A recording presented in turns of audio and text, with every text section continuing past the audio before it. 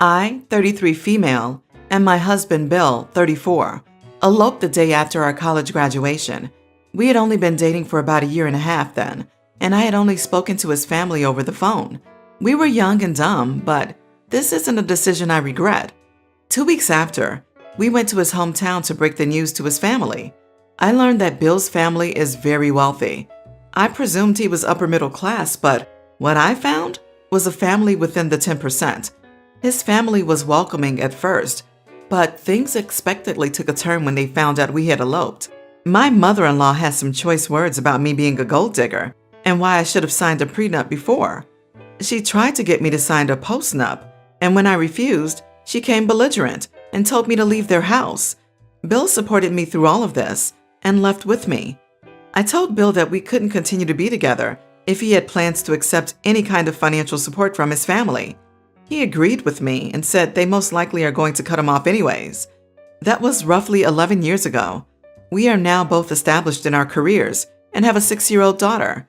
When our daughter was around 3 years old, Bill's family started making an effort to include us as part of their family. I didn't want to deprive my child of an extended family presence since both my parents died when I was young. I tried to be welcoming of them, but I kept my guard up. My mother-in-law, however, has this belief that I'm still a gold digger and relies solely on my husband. She makes comments about everything from the clothes I wear to the food I eat. They had a potluck Christmas dinner, and I decided to drop off some fried redfish to my mother-in-law. She tried it and made a comment that it was good, but unhealthy because it was deep fried. I corrected her and told her that it was air fried and that I own an air fryer. She went on a rant about how air fryers are expensive and that Bill needs to save up his money for our child because of my ridiculous rule to not accept financial help from them. I told her that I make my own money and I use my money to buy what I want, and since it's not her money, she needs to get off her high horse. She said it's her son's money, and so she's got a say. I pointed out to her that I make more than her son, and even if it was his, it's still not her money, so she doesn't get to dictate it. I haven't spoken to her since Christmas, and my daughter keeps asking about her.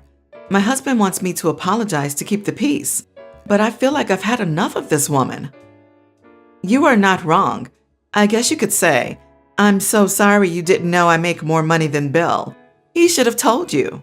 But seriously, your husband needs to put his mother straight. Why is he asking you to apologize for being accused and attacked?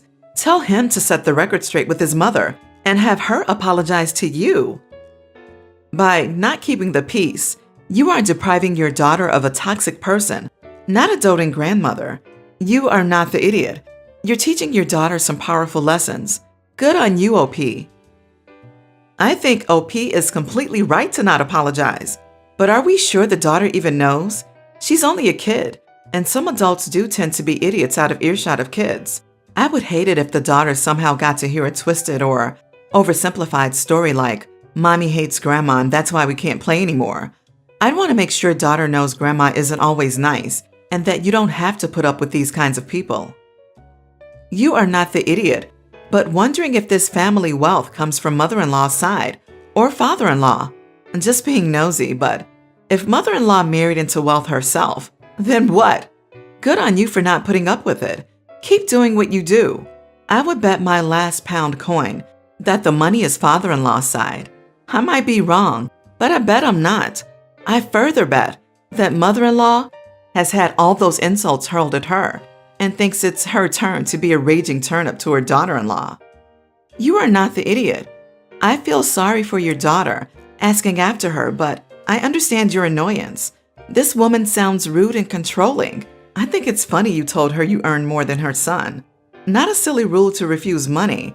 It's smart, as she won't be able to twist the narrative and plead to everyone you are a gold digger. When rich people can't use money to control you, it ticks them off. Good on you. I have a daughter who is nearly adult. Since she was young, she has been modeling and acting. My daughter and I talked about her taking jobs when she was in middle school, but my husband would always say he didn't think it was ethical to put her to work. Finally, when she was old enough, we had a heart-to-heart talk with my husband where she told him that this was what she wanted to do. My husband finally said he would allow it. However, after his approval, He turned full-on Papa Bear and would insist on accompanying our daughter to each one of her jobs and staying the entire time. What's worse is that he'd ask a lot of questions to the people in charge on set, thinks he's entitled to veto power over which pictures are used, and never lets our daughter network with any of the people on set without standing next to her. I accompanied them to set once, and one of the people in charge said that a lot of good careers have been ruined by parents who are difficult to work with and don't trust in their kids to make their own decisions. Over the past year, my husband lost his job. He finally got a full-time position as a long-haul trucker.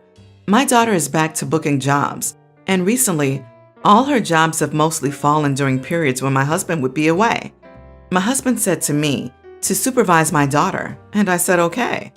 This past week, I took her to a job, and I felt like the person in charge didn't want parents standing around being nosy. I honestly didn't want my daughter to be known as the one with the diva parents, so I left and picked her up after she was done. On Wednesday, she has another job, but I want to pick up an after-hours shift at the store I work at, helping the boss sort inventory. So I asked my daughter to get herself ready and drive herself there. My husband called me angry about this and started going through all the reasons I needed to be there. I finally snapped and told my husband that nobody gets ahead in any career with a parent breathing down their boss's neck, and that he was going to get her blackballed if he kept at it. I told him that I, for one, wanted to go to my shift and asked that he consider ways to be a father that doesn't ruin his daughter's career. Am I the idiot? You are all idiots here. It sounds like your husband is going a little overboard and should be communicating his concerns more clearly. But he has a very valid reason to be concerned about his young daughter being left alone on a job with people she doesn't know, who hold a huge influence over her career and potential success. You suck for being more worried about being labeled an annoying parent than making sure your daughter is safe and being treated appropriately. A part-time job at McDonald's? Of course you shouldn't be breathing down her neck. Modeling job is a different story. Plus, you told your husband you would go with her and then changed your tune once he was out of town. You are the idiot. As someone who has worked in Hollywood, you need to be with her all of the time, setting aside how trustworthy and responsible the producer and cast are. There are plenty of people on set who aren't. Sound engineers, guided set tours, craft services. People are in and out all the time. Not all are above board. You're her advocate. Need to be a Karen? Be a Karen. This industry can eat a girl alive. I've never had a problem with a silent parent anywhere but a soundstage or live performance. Plus, you need to make sure they're following her school assignments and stuff. There's literally no disadvantage to being a silent observer. I have rented a suite in a converted plantation-like house for 3 years. The house is set up with 3 apartments, bedroom plus bathroom plus small living room. Downstairs is a kitchen with 3 lockable fridges plus locking cabinets labeled with apartment numbers. We share a dining room, guest bathroom, and kitchen. I have 2 neighbors, apartment 1A, Judy and Mark, 40s couple, and apartment 2B, Cody, 29 male. I found out 2 weeks ago that Cody had gotten full custody of his son, Dean, who was little. Cody knocked on my door to introduce me to Dean. The kid is really nice, but he seems like a lot. The apartments are pretty well soundproofed, but I can hear him running around inside if I open the windows by the yard. I don't have a problem with it. Dean seems polite and well-behaved. However, every time I come down to make food, Dean will come into the kitchen and watch me cook. He asks me if he can have some of the food. When I tell him no, he will say, "But I'm hungry." I have told him that he needs to talk to his dad. Dean will go into his apartment and Cody will come out, annoyed, to make him something. Cody has asked me a few times, "Can you just make him a pancake?" I have told Cody that this makes me uncomfortable. I don't want to feed his kid. I also buy my food with a meal plan in mind, and the ingredients are kind of expensive.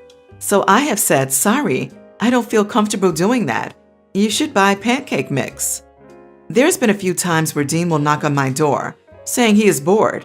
I tell him he needs to find his dad and not knock because I am working. I have told him, knock only if there is someone hurt or danger. If you are hurt, knock. But as nice as you are, I am not your mom, so please find your dad. This came to a head the other day when my boyfriend came by with pizza and snacks for an early Valentine's Day. Dean was in the living room watching TV, saw us with pizza, and got excited. He got really upset when my boyfriend took it upstairs, along with a bag of snacks and soda. He asked if he could have some or watch the movie with us. I told him, "Kiddo, this is adult time for my boyfriend and me. Ask your dad to order a pizza." Dean looked like he was going to cry and went back to his apartment. I got a call from the landlord asking for my side of the story, and I explained what had happened. Corey has not spoken to me since that call, other than calling me a snitch. Dean gets picked up in the morning now by his aunt and spends the day with her instead of around the house. Am I the idiot? You are not the idiot. You are correct to nip this in the bud before it gets out of hand. Corey clearly complained to the landlord that you were not providing free meals and childcare for Dean. Poor Dean is not being taught boundaries are important, and not all adults are available to see to his needs. I think Corey thought that you would give in and treat the communal living situation as being extended family. Corey was trying to force you into caring for Dean. Good on you for not setting a precedent. You are not wrong here, and clearly your landlord sees it that way too, as he has seemingly handled the situation with Corey. Your neighbor's kid is not your responsibility, nor should you be expected to entertain, feed, or treat the kid. Corey, on the other hand, should be supervising his own young child so that Dean isn't wandering around asking for neighbors to give him treats, alternate meals, or to entertain him. But him making the snitch comment prove where his levels of responsibility and maturity are. You are not the idiot. I bet Cody was seeing young female and figured, hey, free childcare. It's his responsibility to look after his child, not yours. Seems to me he didn't want to do it if he was constantly expecting you to cook, etc. I'm glad the boy's with the auntie part of the time now. He's probably getting much better care. I lost my wife suddenly 7 months ago. She was 26. She was my everything. She was my soulmate and the one who knew how to comfort me and make me smile. She suffered from last-stage kidney failure. It was exhausting for her and for me as well. I decided we should no longer wait. I was required to run tests, and I was a match and was able to give her my kidney, and everything went well with me, but she took longer time to recover. 4 months later, she passed away after being admitted to the hospital for 3 days. I have no idea what went wrong. I'm still confused because she started to feel fine. Then this happened all of a sudden. My family has been there for me, but my brother used to make snarky backhanded comments about the situation, sometimes making my wife upset with his behavior. I've talked to him about it, but he'd act like he did nothing wrong and say that I'm taking my anger out on him. Last week, my family was visiting along with my brother. They came and made dinner and said they wanted me to have some company and family presence. I didn't mind at all. But as soon as we sat at the dinner table, my brother brought up my wife, asking when I was going to take down the pictures I have on my wall. I ignored him. I didn't want to ruin dinner. He then went on about my recent health issue. I'm anemic, and said that my department won't have me back when I'm looking like this. I really hoped he'd just stop, but he sarcastically said he wished that I could at least get my kidney back since my wife passed away eventually. I was livid. I got up from my seat. I started cussing him out and yelling at him. He acted confused and blamed me for lashing out. That's when I told him to leave my house. My mom and dad got involved and said I needed to stop hurting my brother and lashing out at him because he didn't mean it that way. They've defended him, telling me I was trying to ruin dinner. I told my mom to leave too if she agreed with what her son said. She berated me and tried to get my dad to do the same. I told them all to leave my house immediately. My dad said I had no right to take my frustration out on them and treat them disrespectfully. I was tired of arguing. I insisted they leave. They left eventually, but I kept getting calls from my mom saying I overreacted and that this is how my brother is, so I should have ignored him. But I overreacted and ruined dinner. Brother is gaslighting, and parents are enablers. You are not wrong here, and I'm so sorry for your loss. Exactly. I tell mom and dad, just because you raised an idiot and continue to allow him to be one doesn't mean I have to stand by and allow it. If you're going to defend his actions, I can't have you in my life. Mom and dad are essentially choosing one son over the other because they're allowing brother to be an idiot, and OP is supposed to just sit back and take it because that's how he is? Doesn't matter how much pain OP is going through, brother apparently comes first. That's just being bad parents. You are not wrong. Your brother is a horrible, uncaring man, And your parents are equally bad enabling people. It hasn't even been a year. People shouldn't be expecting you to move on. Your brother 100% meant it in that way. They're so incredibly insensitive. Literally reading what he said made me wince. He's the one hurting you and ruining dinner. Yikes. OP, your family sucks. I, 23 female, am engaged to my childhood best friend, 24 male. My parents used to love him, but their opinion of him soured after he became a father way too early. Even though it was a one-time mistake, they treated him very differently afterwards. They also discouraged me from hanging out with him because they were afraid he'd pass his loose morals on to me. Of course, after I moved out, I still spent time with him and we stayed best friends. My family loved my ex-boyfriend, 26, whom I dated till I was 21. He was from a rich, aristocratic family. He was handsome, had a fancy education and a fancy job. They thought he was perfect and that he could do no wrong. I broke up with him because we were long distance, and I felt like I couldn't give him the time and attention he deserved. We were both quite heartbroken, and honestly, it was a tough time for me because he was a great guy. But ultimately, it was the right decision. My parents, however, did not think so. They said I made the biggest mistake of my entire life by leaving him and implied that I could never find any better. I started dating my best friend a few months after the breakup. He is sweet, goofy, and very dissimilar from my ex. His parents aren't aristocrats, but working class people. He doesn't have a higher education, but he is incredibly hardworking and makes a good living for himself. I love him, and I know he's the man I want to be with. My family doesn't think so, though.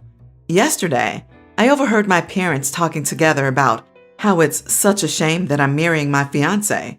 They found out that my ex was planning to propose before I broke up with him, and that has caused them more anguish. My mom asked my dad, "Where did we go wrong as parents?" I interrupted their conversation and told them that I don't appreciate them talking about my fiancé like that. My mom said he's a nice guy and all, but not suitable for me.